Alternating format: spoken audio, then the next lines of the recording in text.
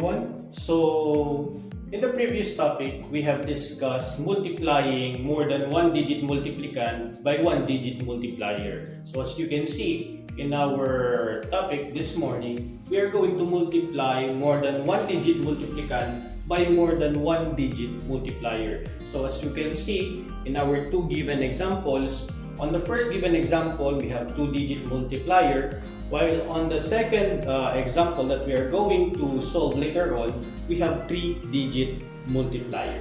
So now, let's dive into it.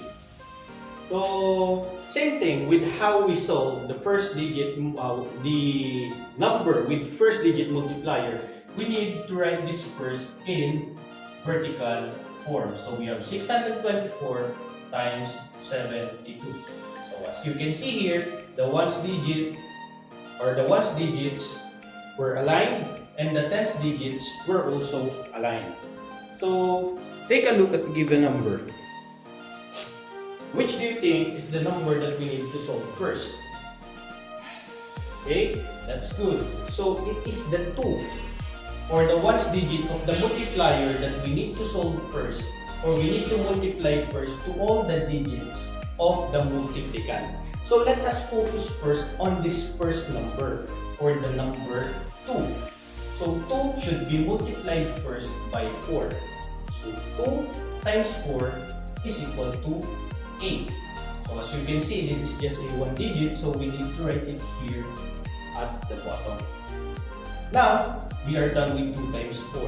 Let us now proceed to 2 times 2. So 2 times 2 is equal to 4. So it is also a one-digit number, so we are going to write it here. Now let's proceed to 2 times 6. So 2 times 6 is equal to 12. The ones digit should be written below, and the tens digit should be carried over. But as you can see, we don't have any number here where we can carry over the tens digit or the 1. That is why 1 should be written beside the 2.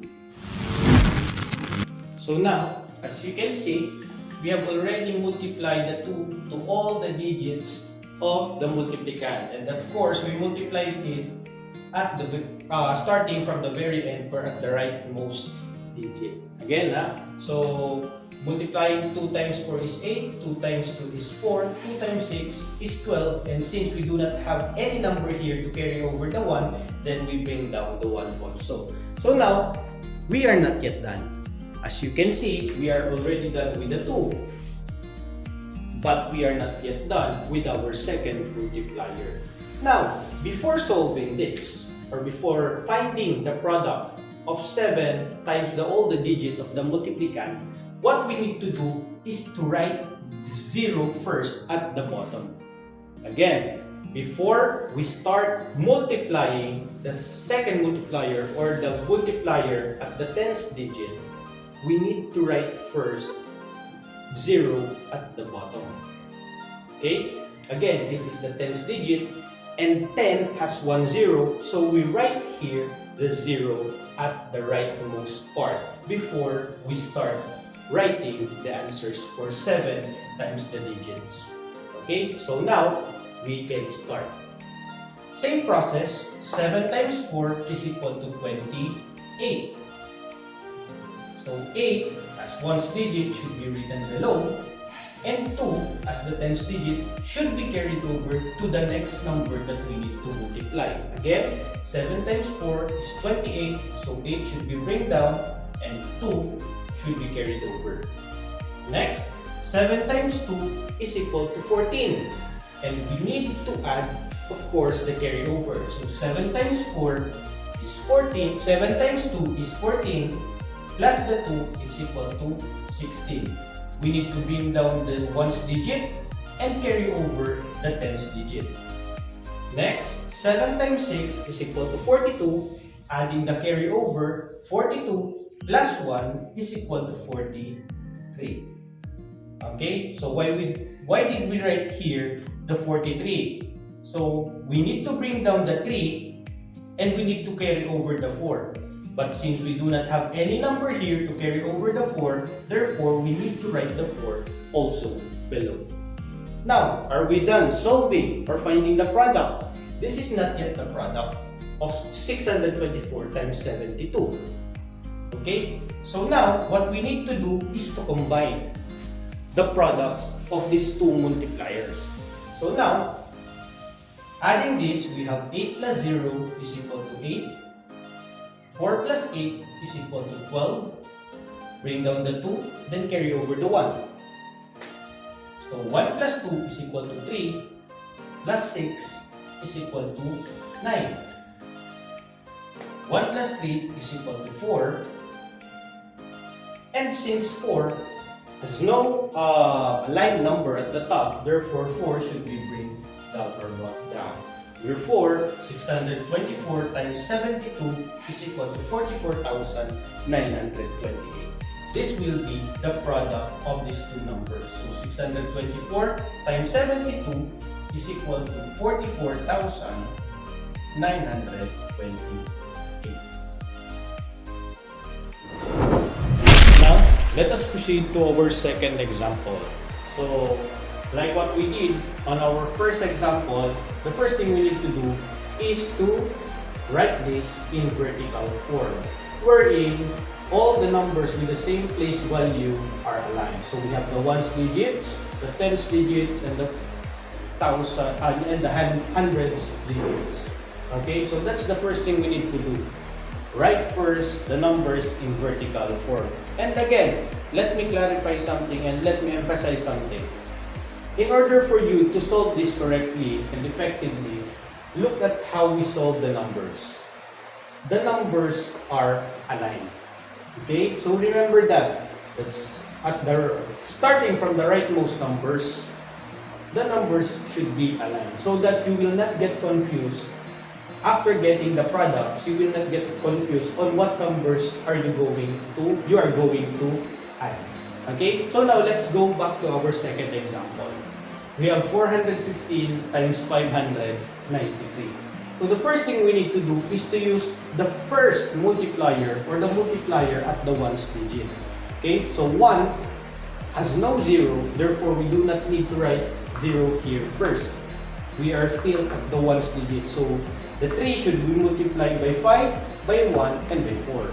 So let's start with 3 times 5. So 3 times 5 is equal to 15. The 5, which is the ones digit, should be written below, and the 1, which is in the tens digit, or the tens digit, should be carried over to the next number. So now, we have 3 times 1, it's equal to 3, plus 1, the carryover, it is equal to 4. It is a one-digit number, therefore we need to write it here without carry over. Okay, so now, let's proceed to our third product, 3 times 4. So 3 times 4 is equal to 12. Writing the ones digit below, and since we do not have any number here to carry over the 1, then we need to write the 1 also below. So now, we are done with 3. You need to also remove the carryover that we have used as we multiply the 3, because we're already done with the 3, so we also need to remove the carryover which we have as we multiply the 3. Now let us proceed with the 9. Again, the 9 is in the tens digit. It's in the tens digit, and 10 has 1 0. Therefore, we need to write first 1 0 at the bottom directly at the rightmost number, directly below the rightmost number. Okay, so add 0 first before multiplying the 9 to all the digits of the number. Okay, so again, 9 is at the tens place value and 10 has 1 0, so we need to write 1 0 first at the bottom. Okay, so now, after adding the 0, we can now start multiplying 9 to all the numbers of the multiplicand. 9 times 5 is equal to 45. We bring down the 5. We carry over the 4 to the next number that we need to multiply.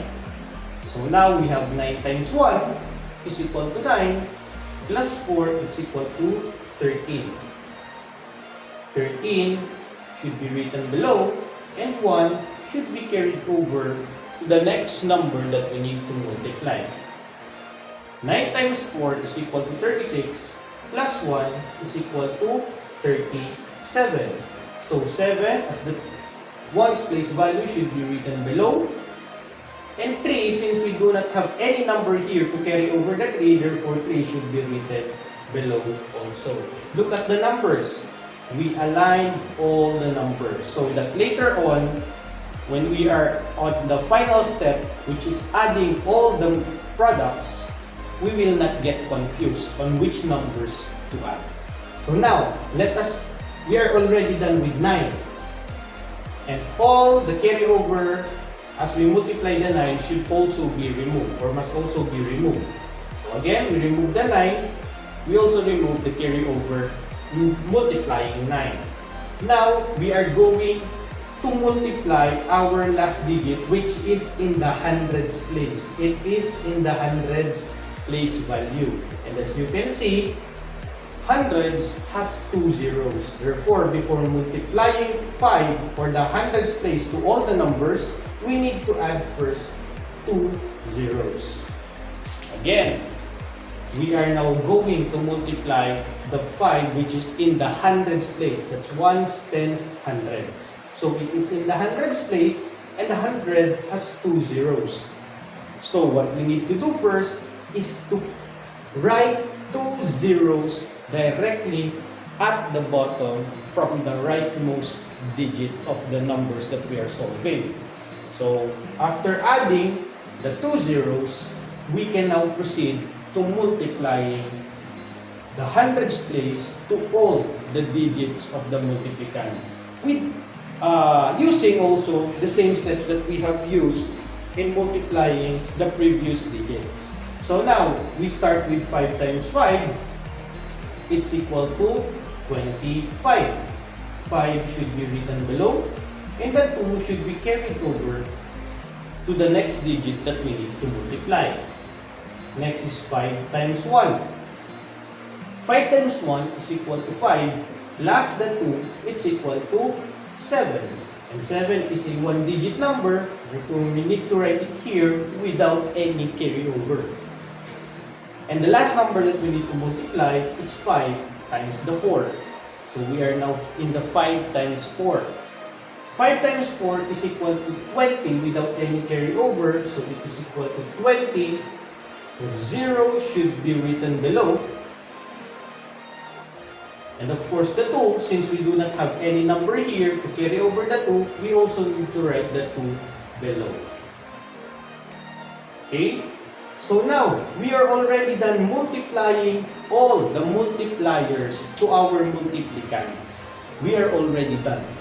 Now, we are now going to proceed to our final step, which is adding all the products we have acquired or get in multiplying our multipliers to the multiplicand. So, we need to add this. Again, the numbers are aligned. That is why we will not get confused on which numbers are we going to add all together. So here, we have 5 plus 0 plus 0, it's equal to 5. Next, we have 4 plus 5 plus 0 is equal to 9. 2 plus 3 is equal to 5, plus 5 is equal to 10. So we have to write here 0 and carry the 1. Next, we have 1 plus 1 is 2, plus 7 is equal to 9, plus 7 is equal to 16. Bring down the 6, carry the 1. 1 times 3, 1 plus 3, 1 plus 3 is equal to 4, plus 0 is equal to 4. And lastly, since 2 has no number at the top, therefore, 2 should be brought down. So, the product in multiplying 415 times 593 is 246,095. So 415 times 593 is equal to 246,095.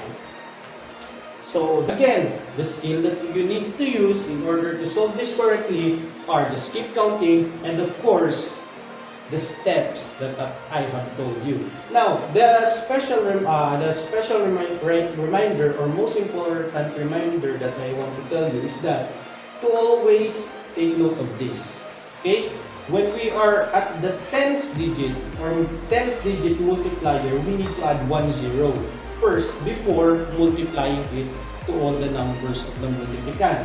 And if we are on the hundreds place value of the multiplier, then we add 2 zeros first before we multiply the hundreds place to all the digits of the multiplicand.